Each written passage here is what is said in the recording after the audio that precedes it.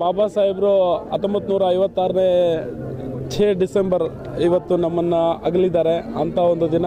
ಯಾಕೆಂತ ಹೇಳಿದ್ರೆ ಅವರು ಈ ದೇಶಕ್ಕೆ ಕೊಟ್ಟಂಥ ಸಂವಿಧಾನ ಇವತ್ತು ನಮ್ಮನ್ನು ಇಲ್ಲಿ ಕರ್ಕೊಂಡು ಬಂದು ನಿಲ್ಲಿಸಿದೆ.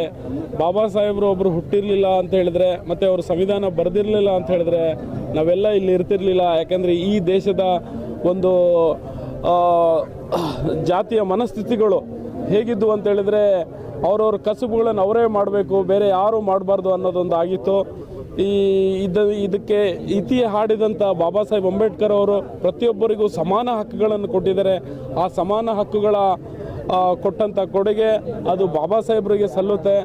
ಆದ್ದರಿಂದ ನಾವು ಇವತ್ತು ಅವರನ್ನು ಸ್ಮರಿಸಬೇಕು.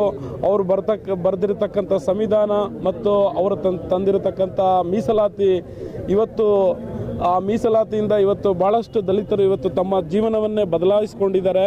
ಮತ್ತು ಸರ್ಕಾರ ಅದು ಪೂರ್ಣ ಪ್ರಮಾಣದಲ್ಲಿ ಮೀಸಲಾತಿ ಏನಾದರೂ ಬದಲಾಗಿದರೆ ಈ ದೇಶ ಇನ್ನೂ ಮುಂದುವರಿಯುತ್ತೆ ಅಂತ ನಾನು ಈ ಮೂಲಕ ಹೇಳ್ತೀನಿ.